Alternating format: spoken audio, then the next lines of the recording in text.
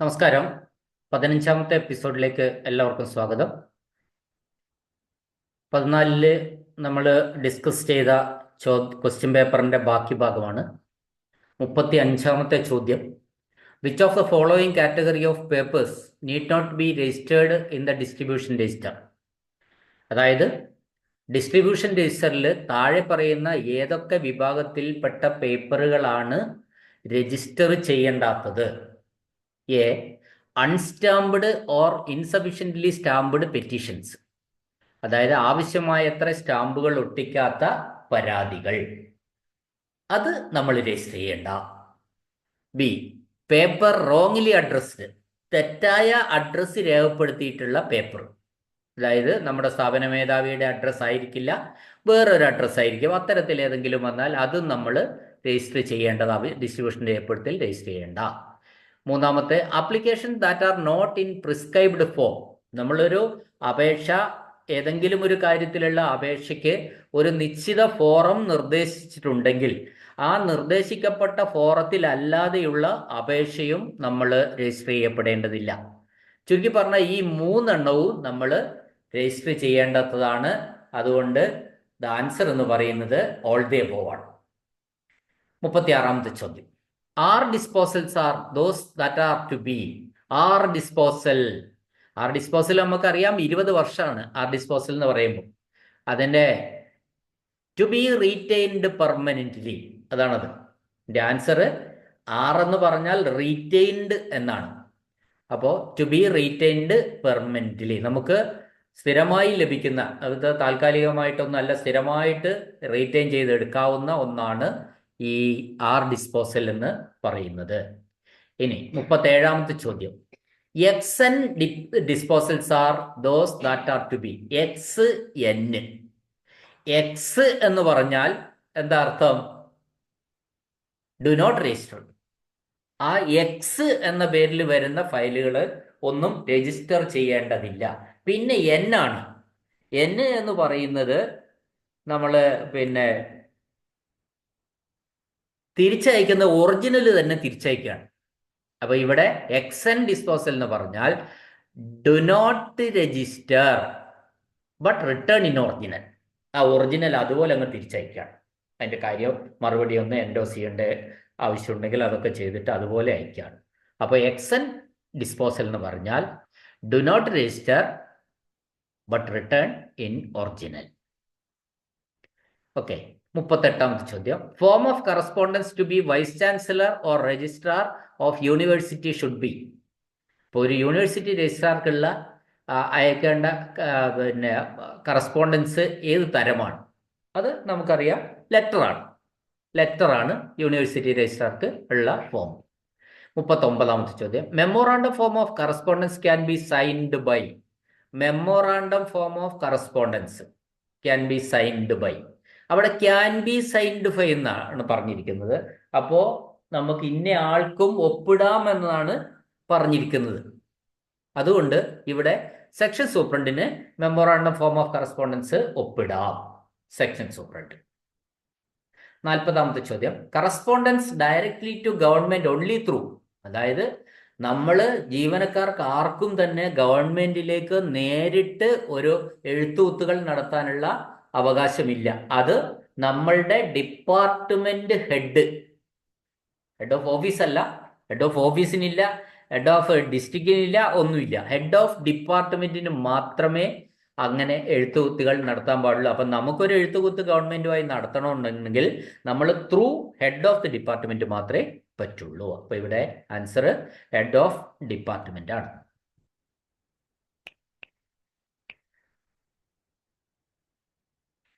അടുത്ത ചോദ്യം, rules to be observed in fair copying. അപ്പോ ഒരു ഫെയർ കോപ്പി എന്ന് പറഞ്ഞാൽ എന്താ? ടൈപ്പ് ചെയ്യാന്നുള്ളതാണ്. ഈ നമ്മൾ തീരുമാനാക്കിയ ഫൈനൽ ഡിസ്പോസൽ ആയിട്ടുള്ള ഈ ഡ്രാഫ്റ്റ് ടൈപ്പ് ചെയ്യാണ് ശരിക്കും ഫെയർ കോപ്പിയിങ് എന്നതുകൊണ്ട് ഉദ്ദേശിക്കുന്നത്. അപ്പോൾ ആ ഫെയർ കോപ്പിയിങ്ങിൽ നടത്തുന്ന സമയത്ത് നമ്മൾ എന്തൊക്കെ നിയമങ്ങൾ ഫോളോ ചെയ്യണം, ഒബ്സർവ് ചെയ്യണം? Rules to be observed in fair copy നോക്കാം. A, verify whether the draft has been approved by competent authority. അതായത് നമ്മൾ അങ്ങനെ ടൈപ്പ് ചെയ്യണമെങ്കിൽ, ഫെയർ കോപ്പി എടുക്കണമെങ്കിൽ ഡ്രാഫ്റ്റ് അംഗീകരിച്ചതായിരിക്കണം. അതാണ് ഫസ്റ്റിൽ പറഞ്ഞിരിക്കുന്നത്. അത് ശരിയാണ്. Whether verify whether the draft has been approved by competent authority. ആരാണോ ഡ്രാഫ്റ്റ് അംഗീകരിക്കേണ്ട ആള്, അയാള് ചുരുക്കപ്പെട്ടിട്ട് ഈ ഡ്രാഫ്റ്റിന്റെ അടിയിൽ ചുരുക്കപ്പെട്ടിട്ടുണ്ടായിരിക്കണം എന്ന് പറഞ്ഞാൽ ഡ്രാഫ്റ്റ് അംഗീകരിച്ചതായിരിക്കണം. B, ascertain the number of copies required. എത്ര കോപ്പി വേണമെന്ന് തീരുമാനിക്കപ്പെട്ടിട്ടുണ്ടാവണം. C, should be typed on both side of the paper. അപ്പൊ ടൈപ്പിങ്ങിന്റെ ഒരു ഫെയർ കോപ്പിങ്ങിന്റെ ഒരു റൂൾ തന്നെയാണ് അത്. Should be typed in both sides of the paper. ഒരു പേപ്പറിന്റെ ഇരുവശങ്ങളിലും ടൈപ്പ് ചെയ്യണം. അപ്പൊ ഈ മൂന്ന് ശരിയാണ്. So the answer is all the above ആണ് ആൻസർ. Distribution register contains. അടുത്ത ചോദ്യം, 42ാമത്തെ ചോദ്യം. ഡിസ്ട്രിബ്യൂഷൻ രജിസ്റ്റർ കണ്ടെയ്ൻസ് എത്രയാണ്? ഡിസ്ട്രിബ്യൂഷൻ രജിസ്റ്ററിൽ എത്ര കോളം ഉണ്ടെന്ന ചോദ്യം. അത് 1 to 5 കോളം, 1 മുതൽ 5 വരെ കോളങ്ങളാണ് ഡിസ്ട്രിബ്യൂഷൻ രജിസ്റ്ററിന് ഉള്ളത്. 43ാമത്തെ ചോദ്യം. Security register consist of. Security രജിസ്റ്ററിന് എത്ര കോളമുണ്ട്? അത് 1 മുതൽ 9 വരെ കോളങ്ങളാണ് സെക്യൂരിറ്റി രജിസ്റ്ററിന് ഉള്ളത്. 44ാമത്തെ ചോദ്യം. Record issue register consist of. അതായത് റെക്കോർഡ് വിതരണം നടത്തുന്ന രജിസ്റ്റർ, റെക്കോർഡ് കീപ്പർ സൂക്ഷിച്ചിരിക്കുന്നതാണ്. Record issue register consist of എത്ര കോളം ഉണ്ട് എന്നാണ് പറഞ്ഞത്. അത് 10 കോളമുണ്ട്. 1 മുതൽ 1 to 10 കോളംസ് ആണ് റെക്കോർഡ് ഇഷ്യൂ രജിസ്റ്ററിന്റെ കോളം എന്ന് പറയുന്നു. 45ാമത്തെ ചോദ്യം. The head of the office inspecting the record room should verify. അതായത് ഒരു ഓഫീസ് ഹെഡ് റെക്കോർഡ് റൂം പരിശോധിച്ചിട്ട് അതല്ല ഇന്ന കാര്യങ്ങൾ ഉറപ്പാക്കേണ്ടതായിട്ടുണ്ട്. ഏതൊക്കെ കാര്യങ്ങളാണ് റെക്കോർഡ് റൂം പരിശോധിച്ചിട്ട് ഹെഡ് ഓഫ് ഓഫീസ് ഉറപ്പുവരുത്തേണ്ടത്? A, whether the record room is in good repair and protected from white ants. അപ്പോൾ നമ്മൾ റിപ്പയർ ഒക്കെ ചെയ്ത് നല്ല കണ്ടീഷനിലാണ്, അല്ലെങ്കിൽ മറ്റ് പ്രാണികളിൽ നിന്നും ക്ഷുദ്രജീവികളിൽ നിന്നൊക്കെ പ്രൊട്ടക്റ്റ് ചെയ്യപ്പെട്ടിട്ടുണ്ട് എന്ന് ഉറപ്പാക്കിയിരിക്കണം. അത് ശരിയാണ്. B, whether the records are well arranged and kept neatly. കൃത്യമായി അറേഞ്ച് ചെയ്ത് വൃത്തിയായി സൂക്ഷിച്ചിട്ടുണ്ട് എന്ന് ഉറപ്പുവരുത്തണം. അതും ശരിയാണ്. Whether fire fighting equipment is available. അതായത് തീ കെടുത്താനുള്ള എക്യുപ്മെന്റ്സ് അവൈലബിൾ ആക്കി വെച്ചിട്ടുണ്ട്. അതും ശരിയാണ്. So the answer is all the above. 46ാമത്തെ ചോദ്യം. Which of the following registers are to be destroyed after 3 years? താഴെ കാണുന്നവയിൽ 3 വർഷത്തിന് ശേഷം നശിപ്പിക്കാവുന്ന രജിസ്റ്ററുകൾ ഏതൊക്കെയാണ്? 46ാമത്തെ ചോദ്യമാണ്. അത് ഈ പറഞ്ഞ പേഴ്സണൽ രജിസ്റ്ററാണ്. Local delivery book, call book എല്ലാം 3 വർഷത്തിന് ശേഷം നശിപ്പിക്കാം. So the answer is all the above. 47ാമത്തെ. Annual index list will be destroyed after. Annual index list 20 വർഷത്തിന് ശേഷമാണ് നശിപ്പിക്കാൻ പറ്റുക. അതുകൊണ്ട് ആൻസർ 20 വർഷമാണ്, 20 years. 48ാമത്തെ ചോദ്യം. Which of the following need not be registered in the personal register? താഴെ പറയുന്നവയിൽ ഏതാണ് പേഴ്സണൽ രജിസ്റ്ററിൽ രജിസ്റ്റർ ചെയ്യേണ്ടാത്തത്? ഇവിടെ ക്യാഷ് ലീവ് ആപ്ലിക്കേഷൻ ഉണ്ട്, ഏൺ ലീവ് ആപ്ലിക്കേഷൻ ഉണ്ട്, ട്രാൻസ്ഫർ ആപ്ലിക്കേഷൻ ഉണ്ട്, ആപ്ലിക്കേഷൻ ഫോർ കൺവെയൻസ് അലവൻസ് ഉണ്ട്. So here cash leave application നമ്മൾ പേഴ്സണൽ രജിസ്റ്ററിൽ രജിസ്റ്റർ ചെയ്യേണ്ടതില്ല. ക്യാഷ് ലീവ് ആപ്ലിക്കേഷനെ നമുക്ക് വേണമെങ്കിൽ ഒരു ലെറ്റേഴ്സ് ഓഫ് എഫിമറൽ ക്യാരക്ടർ എന്ന് വേണമെങ്കിൽ നമുക്ക് പറയാം. അതൊരു താൽക്കാലികമായിട്ട് ആവശ്യമുള്ളത് ഒന്ന് ഓതറൈസ് ചെയ്യുന്നതോടുകൂടി അതിൻ്റെ വാലിഡിറ്റി കഴിയാശിരിക്കും. അപ്പോൾ ക്യാഷ് ലീവ് ആപ്ലിക്കേഷൻ നമ്മൾ പേഴ്സണൽ രജിസ്റ്ററിൽ എൻ്റർ ചെയ്യേണ്ട ആവശ്യമില്ല. 49ാമത്തെ ചോദ്യം. The body of the letter follows after the. അതായത് ഒരു കത്തിൻ്റെ, ഒരു ലെറ്ററിൻ്റെ ബോഡി എന്തിനു ശേഷമാണ് തുടങ്ങുന്നതെന്നാണ് ചോദ്യം. നമുക്കറിയാം, ഏറ്റവും ഫസ്റ്റിൽ ഒരു ലെറ്റർ എഴുതുമ്പോൾ ഏറ്റവും ടോപ്പിൽ പ്ലേസ്, ഡേറ്റ് ഒക്കെ വരും. അത് കഴിഞ്ഞാൽ ഫ്രം, അത് കഴിഞ്ഞാൽ ടു, അത് കഴിഞ്ഞാൽ സർ, അത് കഴിഞ്ഞാൽ സബ്ജക്റ്റ്, അത് കഴിഞ്ഞാൽ റെഫറൻസ്. അപ്പോൾ subject, reference, then paragraph, body of the letter തുടങ്ങുകയാണ്. അപ്പോൾ റെഫറൻസിന് ശേഷമാണ് ബോഡി ഓഫ് ദ ലെറ്റർ എന്ന് പറയുന്നത്. അതുകൊണ്ട് ഇവിടെ 49ാമത്തെ ആൻസർ റഫറൻസ് ആണ്. ചോദ്യം ഇതാണ്, ഏതിന് ശേഷമാണ് ഒരു കത്തെഴുതുന്ന ഫോർമാറ്റിൽ ഏതിന് ശേഷമാണ് ഒരു കത്തിന്റെ ബോഡി തുടങ്ങുന്നത്, കത്തിന്റെ ബോഡി തുടങ്ങുന്നത് അത് പറഞ്ഞാൽ റഫറൻസിന് ശേഷമാണ് തുടങ്ങുന്നത്. 50ാമത്തെ ചോദ്യം, petitions from private parties R elected and elected members should be immediately acknowledged. Answer അതാണ്. പെറ്റീഷൻസ് ഫ്രം പ്രൈവറ്റ് പാർട്ടീസ് നിന്നോ എലക്റ്റഡ് മെമ്പേഴ്സിൽ നിന്നുള്ള പെറ്റീഷൻസ് ഉടനടി എന്ത് ചെയ്യണം? ഇമ്മീഡിയറ്റ്ലി അക്നോളജ്ഡ് ആണ്. 51ാമത്തെ ചോദ്യം, important instructions of A standing nature to be uniformly followed by various authority are communicated. അതായത് importance of instruction of standing nature, ഒരു നിലവിലുള്ള ഉത്തരവിന്റെ കാര്യങ്ങളൊക്കെ എല്ലാവരെയും കൂടി അറിയിക്കാൻ താഴെ പറയുന്ന ഏത് സംവിധാനമാണ് ഉപയോഗിക്കുക എന്നാണ് ചോദ്യം. അത് സർക്കുലർ ആണ്. ഒരു സർക്കുലറിന്റെ സഹായത്തോടു കൂടി ഇത്തരം കാര്യങ്ങൾ നമുക്ക് എല്ലാവരിലേക്കും എത്തിക്കാൻ വേണ്ടി കഴിയും. 52ാമത്തെ ചോദ്യം, casual leave of ministerial staff is sanctioned by. Ministerial സ്റ്റാഫിന്റെ കാഷ്വൽ ലീവ് ആരാണ് സാങ്ഷൻ ചെയ്യുന്നത്? അത് മാനേജറാണ്. മിനിസ്റ്റീരിയൽ ഹെഡാണ് മാനേജർ എന്ന് പറയുന്നത്. So the manager sanctioned the casual leave of ministerial staff. 53ാമത്തെ ചോദ്യം, the office copy of the draft and enclosure are to be added to the. ഡ്രാഫ്റ്റിന്റെയും എൻക്ലോഷറിന്റെയും ഓഫീസ് കോപ്പി എവിടെയാണ് വെക്കുന്നത് എന്നാണ് ചോദ്യം. അത് കറണ്ട് ഫയലിനോടൊപ്പമാണ് നമ്മൾ ഡ്രാഫ്റ്റിന്റെയും എൻക്ലോഷറും അതിന്റെയും ഓഫീസ് കോപ്പി വെക്കുന്നത്.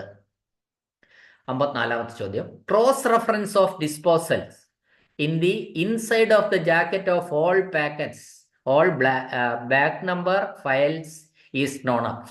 അതായത് ഒരു ജാക്കറ്റിൽ, ബ്രൗൺ ജാക്കറ്റിൽ ഇൻഡെക്സിങ് നടത്തുന്ന ഒരുപാട് കാലം സൂക്ഷിക്കേണ്ട ഫയലുകൾ ജാക്കറ്റിൽ വെക്കും. ആ ജാക്കറ്റിനകത്ത് ക്രോസ് റെഫറൻസ്, അങ്ങനെ ജാക്കറ്റിനകത്ത് ഉള്ള ബാക്ക് ഫയലിന്റെ ഒക്കെ നമ്പർ എഴുതുന്ന ആ സംവിധാനത്തിന് പറയുന്ന പേരാണ് ചെയിനിങ് എന്ന് പറയുന്നത്.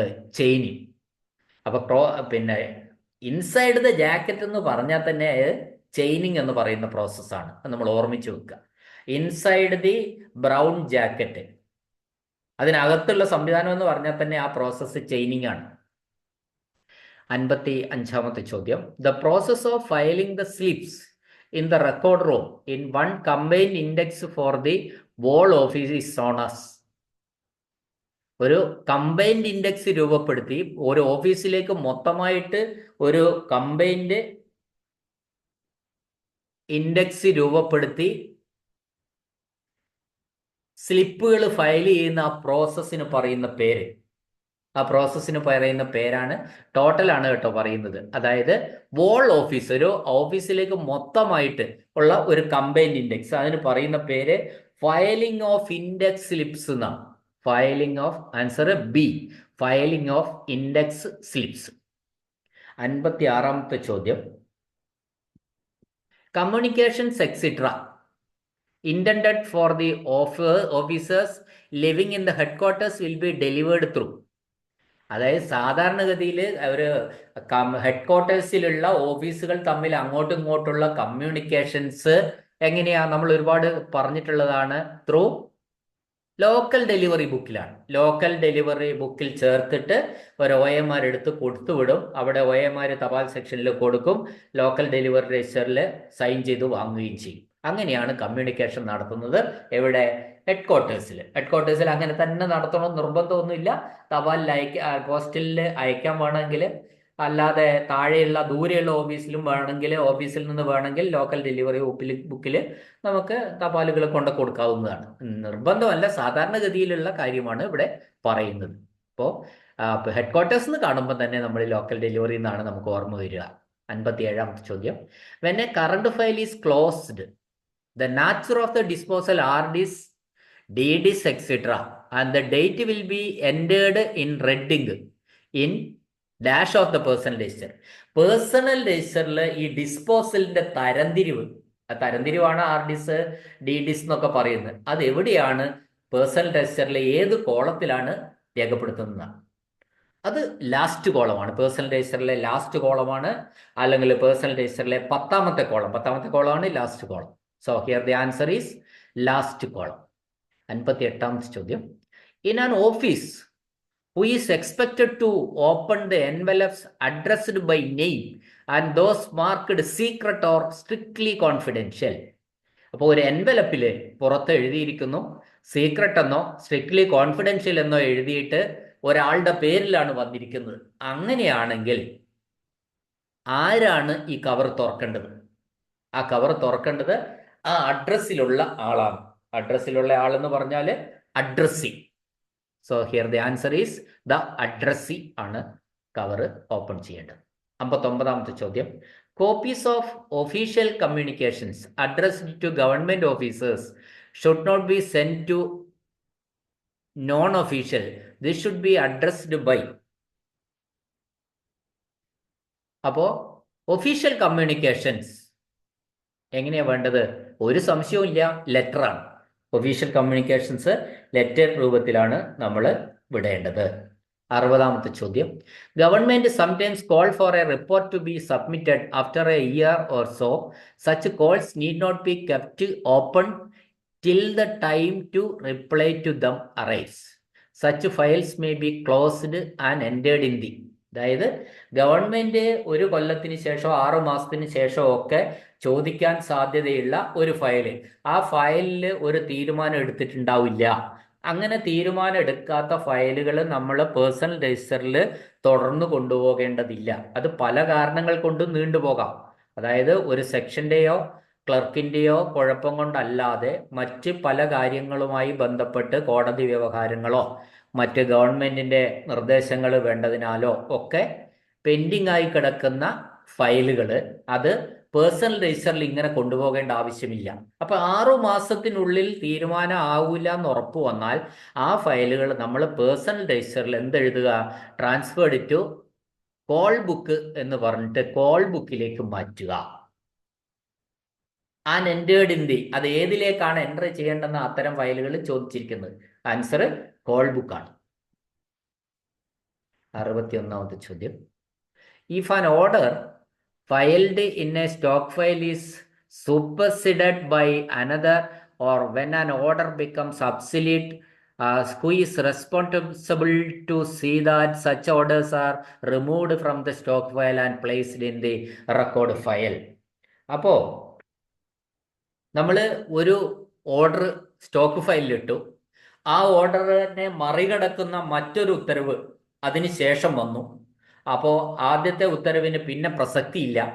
അങ്ങനെയെങ്കിൽ ആദ്യത്തെ ഉത്തരവ് സ്റ്റോക്ക് ഫയലിൽ നിന്ന് നീക്കം ചെയ്ത് നമ്മൾ പുതിയ ഉത്തരവ് അവിടെ ഇടേണ്ട ഒരു ഉത്തരവാദിത്വമുണ്ട്. ആ ഉത്തരവാദിത്വം ആർക്കാണ് എന്നാണ് ചോദ്യം. ചോദ്യം മനസ്സിലായിട്ടുണ്ടാവും.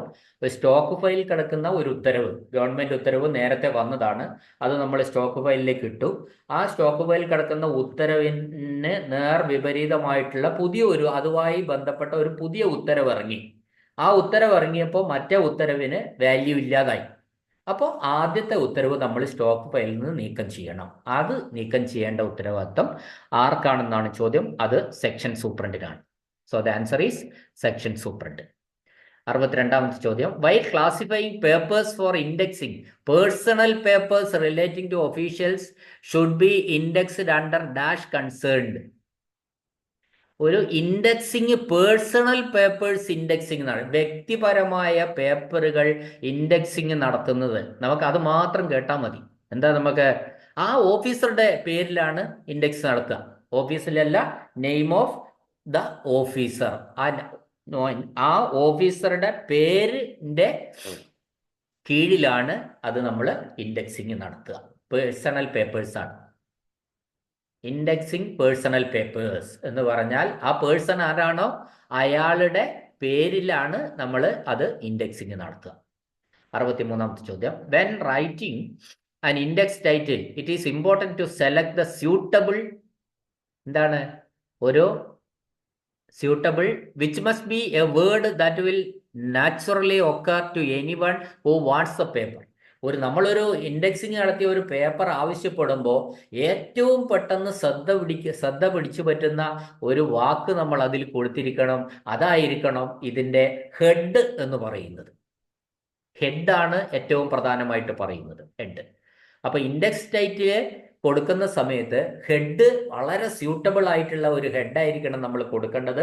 അപ്പോൾ വളരെ പെട്ടെന്ന് നമുക്ക് ആ ഹെഡിലേക്ക് എത്തുകയും ആ ഹെഡിൻ്റെ കീഴിൽ ഉള്ള പേപ്പറുകൾ തിരഞ്ഞെടുക്കാനും വേണ്ടി നമുക്ക് കഴിയും എന്നുള്ളതാണ്. അതുകൊണ്ട് നമ്മൾ ഇവിടെ ആൻസർ ഹെഡ് ആണ് ഇവിടുത്തെ ആൻസർ. 64ാമത്തെ ചോദ്യം. Which method should be used if an order deals with more than one subject which falls under more than one head? ഒരു ഹെഡിന്റെ കീഴിൽ ഒന്നിലധികം സബ്ജക്റ്റുകൾ ഉണ്ടെങ്കിൽ, ഒന്നിലധികം വിഷയങ്ങൾ തമ്മിൽ ഒരു ഹെഡിന്റെ കീഴിൽ തന്നെ വരികയാണെങ്കിൽ അതാണ് which method should be used. അപ്പൊ നമ്മൾ അത്തരം ഒരു സാഹചര്യത്തിൽ നമ്മൾ ഏത് മെത്തേഡ് യൂസ് ചെയ്യണമെന്നാണ് ചോദ്യം. ഇവിടെ ആൻസർ ക്രോസ് റഫറൻസ് ആണ്. Cross reference. 65ാമത്തെ ചോദ്യം. The R, D, L and N disposals are indexed in duplicate by the who makes the necessary entries and closes the current in the personal register.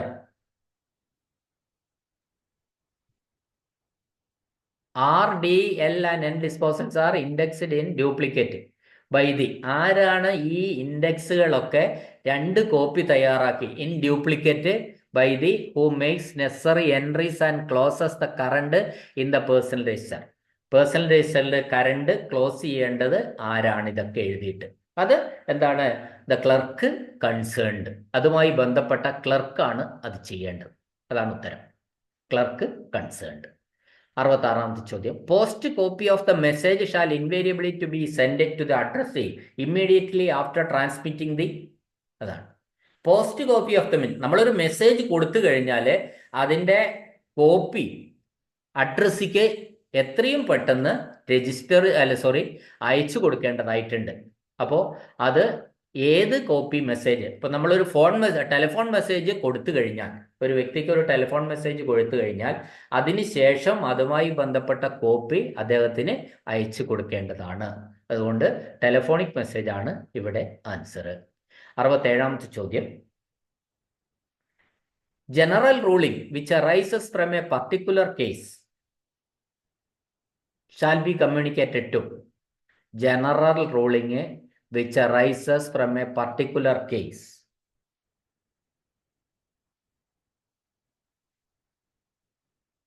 Particular case shall be communicated to.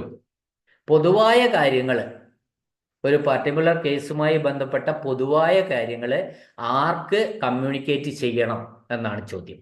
അപ്പോൾ all of whom it may concern, അതുമായി ബന്ധപ്പെട്ടിട്ടുള്ള എല്ലാവർക്കും communicate ചെയ്യണം എന്നുള്ളതാണ് answer.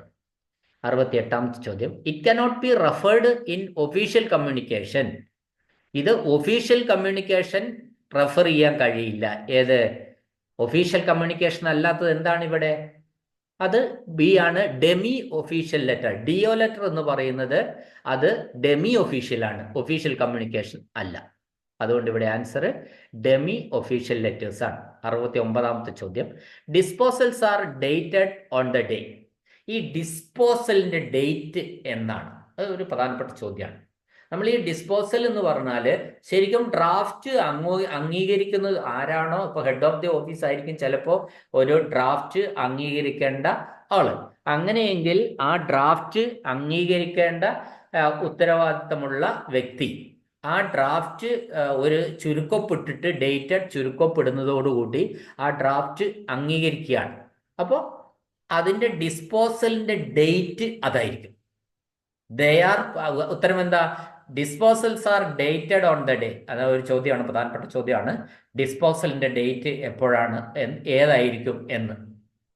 അത് answer ഇവിടെ they are drafted, they are fair copied, they are despatched, they are passed by the officer. അതാണ് they are passed by the officer. അതായത് officer പാസ്സാക്കുന്ന ദിവസം ഏതാണ്? അതായത് നമ്മൾ ഒരു ഡ്രാഫ്റ്റ് ചുരുക്കപ്പെട്ടിട്ട് ഡേറ്റഡ് സിഗ്നേച്ചർ ഇടുമ്പോൾ ആ ഡ്രാഫ്റ്റ് അംഗീകരിക്കുകയാണ്. അതാണ് ഓഫീസർ പാസ്സാക്കിയത്. ആ ദിവസമായിരിക്കും ഡിസ്പോസലിന്റെ ഡേറ്റ് എന്ന് പറയുന്നത്. അപ്പൊ 69 ചോദ്യങ്ങൾ പിന്നിട്ടു. വീഡിയോ ലോങ് ആയോ കൂടുതൽ സമയം എടുക്കുന്നത് കൊണ്ടാണ് സ്പ്ലിറ്റ് ചെയ്തിടുന്നത്. അതുകൊണ്ട് ബാക്കി ചോദ്യങ്ങൾ അടുത്ത വീഡിയോയിൽ ഇടുന്നതായിരിക്കും. എല്ലാവർക്കും നന്ദി.